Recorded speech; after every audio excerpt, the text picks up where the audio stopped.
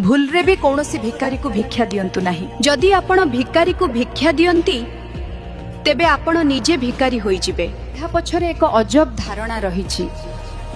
लोकन को लागे कि सेमाने किछि टंका देई दान कले किंबा कौनसी भिकारी को सहाय्य कले, किंतु टंकार प्रकृत अर्थ बुझंतु। टंका हेउछि लक्ष्मी एवं लक्ष्मी को आपण सेतेबेले व्यवहार करंती जेतेबेले आपणक पाखरे स्थायी लक्ष्मी थाए, अर्थात किछि जिनिस किनिबा पई बा पाइबा पई।